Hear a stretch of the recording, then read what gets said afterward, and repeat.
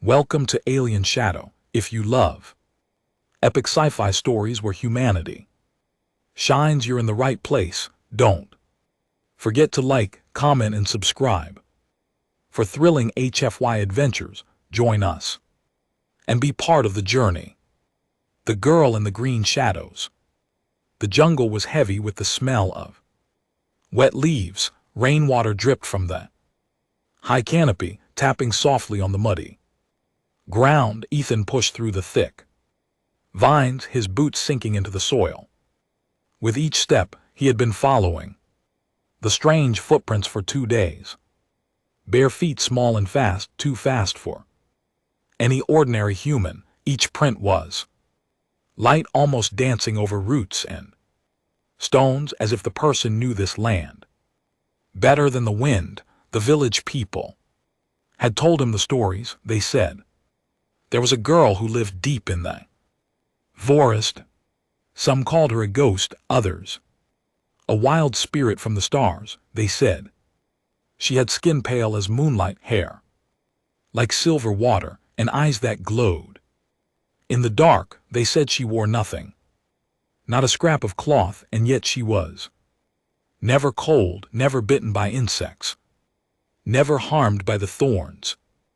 Ethan had laughed when he first heard the tales, but when the old hunter swore he had seen her running barefoot over the sharp rocks without a sound, Ethan stopped laughing. Now here he was, deep in the jungle, where the air was hot and damp. The sound of birds and insects filled the world. His shirt was soaked with sweat, and the strap of his pack cut into his shoulder. He kept moving, eyes scanning the ground, following the trail that twisted like a snake. He knew someone was watching him.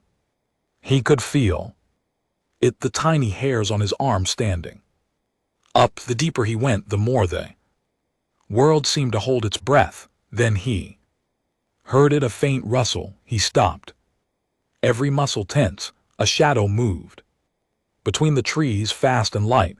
Ethan turned slowly, his hand on the knife at his belt. From the thick green leaves, she stepped into view, and the stories became real. She was young, maybe in her late teens. Her skin was smooth, faintly golden under the pale light that filtered through the canopy. Her long silver hair clung to her back and shoulders, wet from the earlier rain. Her violet eyes locked on his, bright and strange. She stood barefoot in the mud, wearing nothing, yet there was no shame in her stance, only a calm watchfulness. For a moment they only stared at each other.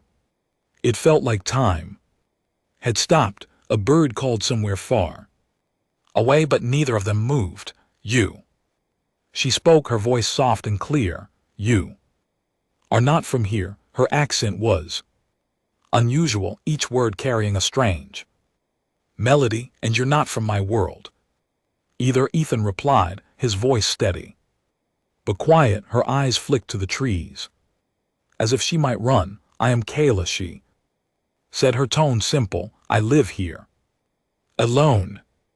The word alone hit Ethan like a stone.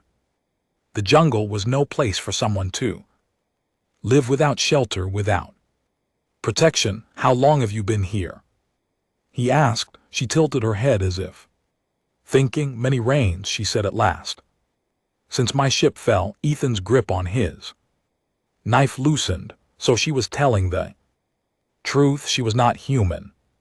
She had survived here in one of the harshest places on Earth for years. Before he could ask more, a deep growl rolled through the shadows. Kayla's eyes widened. Without warning, she grabbed his wrist, her skin cool against his. Run, she whispered, urgent. They ran, pushing through the dripping ferns and hanging vines. The growl grew closer, heavy footsteps crashing through the undergrowth. A flash of movement passed behind them, something large and dark. Ethan's heart pounded, his breath coming in sharp bursts. Kayla led him down narrow path he would never have seen Finally, they stopped beside a moss-covered rock hidden in deep shadow. She listened, her head turned slightly. The forest was still again. "You wear strange skins," she said suddenly, touching the sleeve of his shirt. "They are called clothes," he told her. "They keep you warm and protect you." Her violet eyes softened with curiosity. "I have never worn such things," she said. Quietly, almost like a secret, Ethan looked at her, standing in the damp air, her bare feet sinking into the mud. Jungle might have been her home, but he could see the thinness in her arms, the faint tremble from the cold. "If you stay here like this, one day the jungle will take your life," he said, her lips pressed together, but she didn't deny it. "I can take you somewhere safe," he continued. "Where?" she asked, unsure. "To a town, to people," he said, "and I'll get you clothes." Her eyes searched his face. For a long moment, she seemed torn, like a wild animal that both feared and longed for the hand that reached out to it. At last, she gave a small nod. Decision was made. For the first time since her ship had fallen, Kayla was about to leave the only world she knew. The green shadows of the jungle, the road beyond the trees. The jungle ended faster than Kayla expected. One moment the air was thick and green, the next it opened to a wide dirt road that cut through the land like a scar. She stopped at the edge, her bare toes curling into the soil. The open sky above seemed too big, too bright. Her eyes narrowed against the sunlight. Ethan stepped onto the road without hesitation. "Come on," he said, glancing back at her, but Kayla stayed still, her gaze scanning the empty space ahead. In the jungle, she could vanish into shadows. Here there was nowhere to hide. "What is this place?" she asked quietly. "It's just the road," Ethan replied. "It will take us to the town." Her eyes flicked to the distance where strange shapes shimmered in the heat, moving metal beasts that roared and rolled on black wheels. "What are those?" she asked, her voice tight. "Trucks," Ethan said with a faint smile. "They carry people and goods." Kayla stepped forward slowly, the dry dust warm under her feet. Truck roared past and she flinched, her hair whipping in the wind it left behind. She had never felt such speed from something that wasn't alive. Ethan noticed her fear. "Stay close to me," he said. "Don't wander." They walked for what felt like hours. Kayla's head kept turning, eyes wide at every sight. Group of children ran past, laughing, chasing a ball. They stopped midden to stare at her, their giggles turning into whispers. She looked down at herself, confused. Ethan realized the problem before she could speak. "We'll fix that," he said firmly. "That's why we're going shopping." The town rose ahead, a patchwork of buildings in colors she had never seen on stone. Some walls were painted bright red, others pale blue. Windows flashed with sunlight. The air was filled with smells, sharp, sweet, smoky, and warm. Kayla stopped, her senses overwhelmed. Her people had lived in nature where every scent meant food, danger, or water. Here the smells meant nothing she could name. "Stay beside me," Ethan repeated as they stepped into the busy street. Humans moved all around them, some carrying bags, others riding strange two-wheeled machines. The noise was constant. Voices, engines, and music from somewhere unseen. Kayla's head spun. She felt as if she had stepped into another planet. Then she noticed the stairs. People slowed as they passed, eyes drawn to her pale skin and silver hair. Some whispered, some frowned. A man muttered something sharp under his breath. Ethan's jaw tightened. He stepped closer, placing his arm slightly in front of her. They're just curious, he said, though his tone held a warning. They reached a tall building with glass doors that opened by themselves. Kayla hesitated, staring as the panels slid apart without a touch. How she began, Ethan said, leading her inside. Cold air brushed her skin and she shivered. The space inside was huge.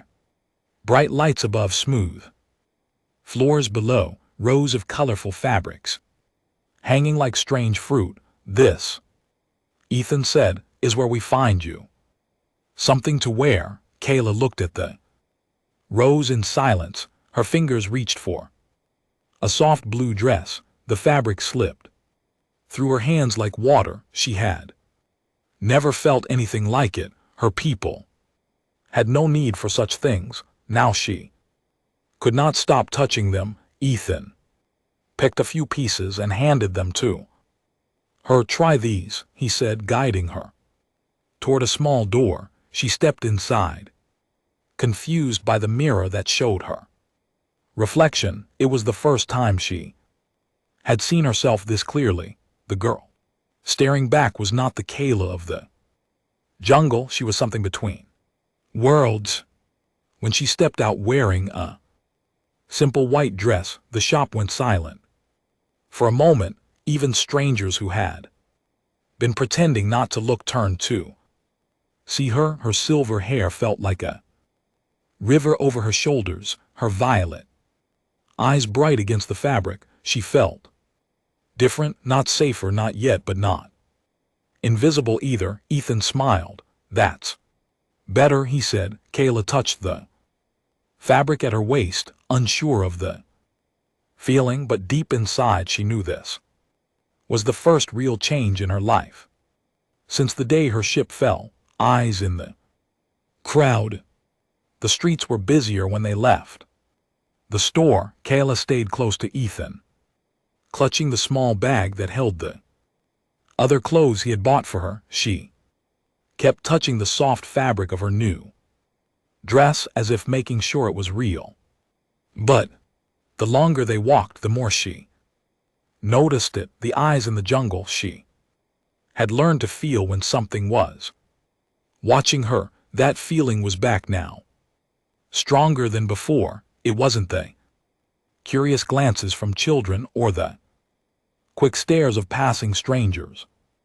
This was different. Someone was following them. She slowed her steps, letting her gaze drift to a stall selling fruit. She didn't turn her head, but her sharp vision caught him, a man in a dark jacket staying a few paces behind. His face was partly hidden by a cap, his eyes fixed on her. When Ethan stopped to buy water, the man stopped too, pretending to check his phone. Kayla's grip on Ethan's sleeve tightened. What is it? He asked quietly. Behind, she whispered, not looking back.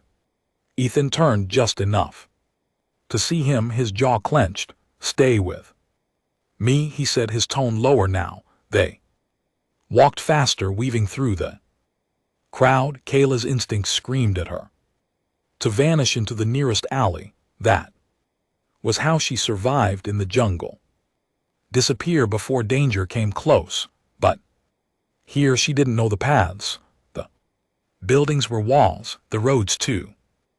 Open, her heart raced. Suddenly a shout cut through the noise. Hey, you! The man was moving toward them now, his voice sharp. People turned to look. Kayla's breath caught. She felt trapped under all those eyes. Ethan stepped in front of her. What do you want? He asked, his voice steady but dangerous. The man smirked. Pretty girl you've got there, he said, glancing at Kayla in a way that made her skin crawl. She from around here? Kayla didn't understand all his words, but she understood his tone. It was the same tone the jungle predators used when they had cornered prey. No, Ethan said flatly. She's with me. The man's smile faded into something colder. Well, he said, maybe she'd rather be with someone else. He reached out. Kayla reacted. Before Ethan could, her hand shot up, grabbing the man's wrist, twisting it in a way no human would expect. The man cried out, dropping to one knee. Gasps came from the crowd. Ethan grabbed her shoulder, pulling her back. That's enough, he said urgently. We don't need trouble here. The man stumbled away, clutching his arm, muttering something under his breath. He disappeared into the crowd. Kayla's chest rose and fell quickly. In the jungle, such a move would have ended a threat, but here everyone was staring at her as if she were the danger. Ethan leaned closer, speaking low. You can't do that in front of people. Why? She asked, frowning. Because here fighting brings more trouble than you want. She didn't answer. Her eyes searched the crowd, making sure no one else was hunting them. They kept walking, but the energy between them had changed. Kyla had seen something in the human world she didn't like, the way danger could hide behind a smile, and Ethan had realized something too. If she kept using her jungle instincts in public, they wouldn't just have curious eyes on them, they'd have enemies. As the sun dipped lower, the streets began to glow with electric light. Ethan led her toward a quieter part of town, but somewhere in the shadows, he was sure of it, that man hadn't gone far. And Kyla, she was watching too, her sharp alien eyes catching every movement, every flicker of danger. Shadows after sunset. Night had fallen over the town. The street lights cast long pools of pale yellow across the pavement. Shadows stretched and twisted between the buildings. Ethan led Kayla down a quieter road, hoping the darkness would give them peace. The noise of the busy market was far behind now, only the soft hum of a few lamps and the distant sound of a barking dog broke the silence. Kayla walked beside him, her bare feet silent even on the rough ground. She had insisted on keeping her shoes in the bag. She didn't like how they dulled her sense of the earth, but as they turned the corner, Kayla froze. Her head tilted slightly. She heard something, not footsteps exactly, but the faint scrape of a shoe against stone. It came from behind them. Her voice was a whisper. He's here. Ethan didn't have to ask who. His stomach tightened. They kept walking, but his hand brushed the handle of the knife inside his jacket. Kayla, however, did not look afraid. Her eyes scanned the darkness the way she had scanned the jungle, every flicker of movement, every sound, every scent in the cool night air. She caught them all. The man in the dark jacket was following again. He stayed far enough back to avoid suspicion, but Kayla could feel his focus like a heat on her skin. In the jungle, such a hunter would be dealt with before sunrise. She looked up at Ethan, her voice calm. Let me. Before he could stop her, she slipped into a narrow alley to their right. Ethan's breath caught. Kayla. But she was gone. The man saw Ethan turn, saw no girl beside him, and quickened his pace. He entered the alley. Inside, the shadows were thick. The air was damp, carrying the smell of old brick and rainwater. The man took 2 steps in before something moved above him. Kayla dropped silently from a low balcony, landing behind him, her arm wrapped around his neck, her other hand twisting his wrist until his knife clattered to the ground. You follow, she said in a low voice. Why? The man struggled, but her grip was like iron. I just wanted. She tightened slightly. Speak truth, she hissed, her violet eyes cold. I was paid, he blurted.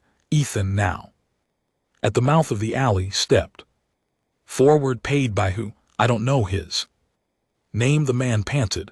Tall guy, gray coat, said the girl wasn't from here. Wanted her watched. Kayla's grip didn't loosen. Her instincts told her this man was not the true danger, he was bait. Go, she said, shoving him forward. He stumbled into the street and ran without looking back. Ethan looked at her. You can't just. He was nothing, she said, cutting him off. The one who sent him is the one you should fear. They stepped back into the dim street. Night felt heavier now. Ethan knew she was right. This wasn't over. Kayla walked beside him again, calm as if nothing had happened.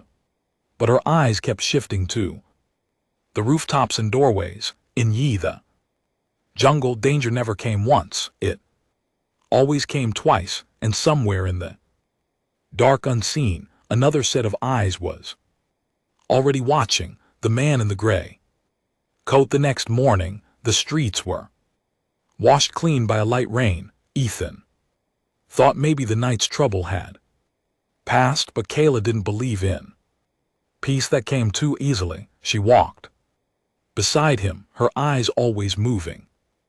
Every reflection in a shop window, every shadow under a doorway, she noticed them all. They had almost reached the edge of town when Ethan saw him, a tall figure leaning against a street lamp. His coat was gray, the kind of gray that blended into the mist.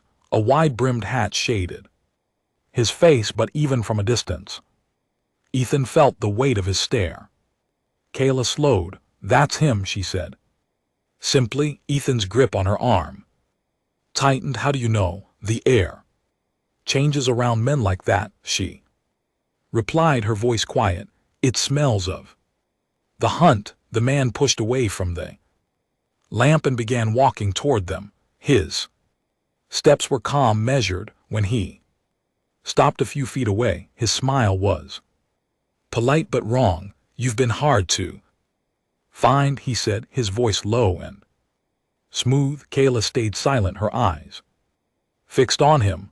Ethan stepped between them. What do you want? Only to talk, the man said, tilting his head to her. That's not happening, Ethan replied. The man's smile didn't fade. I know what she is, he said, and I know who's looking for her. Kayla's voice was like ice. No one is looking for me. The man chuckled softly. Oh, little star, he said, you've been on the run longer than you think. Without warning, two other men stepped out from a nearby alley, blocking the street behind them. Ethan's heart pounded. The gray coat man spread his hands. No need for fear, just come with us and there will be no trouble. Kayla's eyes narrowed. In the jungle, this would be the moment to strike. Before the circle closed, Ethan's hand brushed hers. On my signal, he whispered. He took a step back as if uncertain. The men moved closer, their attention fixed on him. That was when Kayla moved. She darted sideways, kicking a metal trash bin into one man's legs. The crash echoed through the street. Ethan grabbed the second man's arm, twisting it hard before shoving him into the wall. The gray coat man lunged, but Kayla was already past him. Her bare feet barely touched the ground as she sprinted down a narrow passage between buildings. Ethan followed, the sound of boots chasing them close behind. They weaved through back streets, over low fences, under hanging laundry. Kayla never hesitated. Every turn she made felt like she had already run this path 100 times. Ethan realized she was guiding him the way she guided herself through the jungle. Her instincts didn't care if it was forest or city. Danger was danger and escape was escape. Finally, they burst into an open lot at the far edge of town. Beyond it, a stretch of wild grass led to the Tree and Kyla didn't slow once they reached the first shadows of the forest. She stopped, breathing hard but steady. Ethan turned, watching the street behind them. No one followed. The gray coat man had not chased them into the trees, but Kayla knew why. He will not stop, she said, her voice certain. He will wait. And he will come again. Ethan looked at her. Then we make sure we're ready, he said. Kayla nodded slowly. In the jungle, you never ran from a predator without learning its pattern. Now she would learn his, the trap in the trees. The forest felt different that night. The wind was slow, carrying only the smell of wet leaves and moss. Kayla moved like a shadow, her bare feet silent on the damp ground. Ethan followed close behind, careful not to step on dry twigs. They had not seen the gray coat man all day, but Kayla knew he was close. Predators didn't give up. They waited, they learned. They struck when the prey was tired. This isn't running, Ethan whispered. She shook her head. This is leading. For hours Kayla moved through the forest, not straight, but in wide loops. She touched certain trees, bent branches just enough to leave faint signs only she could read. Ethan didn't ask. He could tell she was marking the ground like she was weaving a net. When the moon rose high, she stopped in a clearing. The space was ringed by tall trees and thick undergrowth. In the center, a patch of soft soil had been carefully smoothed.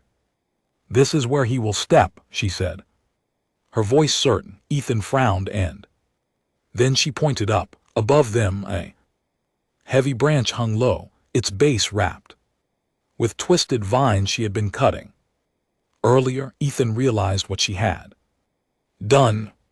The vines were tied to a second tree, bent back under tension. The moment someone stepped into the soil, the trigger would release. The branch would swing down like a hammer. They waited in the dark. The forest was silent except for the distant cry of a night bird. Then faint footsteps, not hurried, not slow, measured, patient, the sound of someone who thought they were hunting. Kayla's eyes glowed faintly in the moonlight. She crouched low, watching the shadow move between the trees. The man in the gray coat stepped into the clearing. His gaze swept the space, but he didn't see them. His foot pressed into the soft soil. The trap snapped. The branch swung down with a rush of air. It slammed into his shoulder, knocking him sideways. He hit the ground hard, cursing. Kayla was already moving. She leapt over the branch, grabbing his collar and yanking him up. Her voice was sharp. Who sent you? The man laughed through clenched teeth. You think you're clever, little alien. Kayla's grip tightened. Answer. His eyes glittered. They'll come for you, and when they do, not even your human can save you. Ethan stepped forward. Who's they? But the man only smiled, blood on his lip. Kayla looked at Ethan. He will not speak, she said. Her instincts told her this was only a scout. The real danger was still far bigger. They tied him to a tree and left him for the local patrol to find. As they walked deeper into the forest, Ethan glanced at her. So you just declared war? Kayla's lips curved into the smallest smile. No, she said softly. They did the last hunt. The morning came with a strain stillness. Birds that usually filled the air with sound were silent. Even the wind seemed to hold its breath. Kayla stood at the edge of the clearing, her violet eyes scanning the tree. They are here, she said quietly. Ethan didn't ask how she knew. He had seen enough to trust her instincts. He checked the rifle slung over his shoulder. Then we make our stand, he replied. The first sign was a faint shimmer in the air, like heat rising from The ground then shapes emerged, 4 figures in dark armor, their helmets were smooth, their faces hidden, each carried a weapon that hummed faintly. Not like any gun Ethan had ever seen. Kayla's jaw tightened. They are not from your world, she said. They came for me. Ethan stepped closer. Then, they'll have to go through me first. The hunters moved slowly, spreading out. One of them raised a hand. A beam of blue light scanned across the clearing. When it touched Kayla, a sharp tone sounded from their helmets. She's marked, one of them said in a flat voice. Take her alive. Kayla slipped behind a tree as the first shot hissed through the air. It struck the trunk, burning a black mark into the bark. Ethan fired back, the sound of his rifle echoing through the forest. One of the hunters dropped to a knee, but their armor absorbed most of the hit. Move, Kayla shouted. They ran, weaving through the trees, but the hunters didn't chase blindly. They herded, cutting off paths, forcing them toward a narrow ravine. Ethan realized too late, they're driving us somewhere, he said, breathing hard. Kayla stopped suddenly. Then we turn, she said. Before Ethan could answer, she climbed the nearest tree in seconds, vanishing into the leaves. He understood she was going to strike from above. Ethan dropped low behind a fallen log. Waiting, the hunters stepped into the ravine, confident that was their mistake. Kayla dropped from the branches, landing on the first one with enough force to knock his helmet loose. She yanked his weapon free and tossed it to Ethan. The man fell back, dazed. Ethan fired the alien weapon. A burst of white light hit the second hunter, sending him sprawling. The third turned toward him, but Kayla was faster, kicking his legs out and twisting his arm until his weapon clattered away. The last hunter hesitated. He looked from Ethan to Kayla, then spoke in a language Ethan didn't know. Kayla's expression darkened. He says they will come again, she translated. Ethan's voice was hard. Then we'll be ready. The remaining hunters dragged their injured away, disappearing into the trees as silently as they had come. The forest grew still again, but it wasn't peace. It was the quiet before the next storm. Kayla stood beside Ethan. Her new dress was torn, her hair tangled, but her eyes were steady. They will not stop, she said. Ethan nodded. Neither will we. Somewhere beyond the sky, more hunters were already preparing. But for now, in the shadow of the trees, the human and the alien girl stood together, not as prey, not as strangers, but as a team, ready for whatever came next.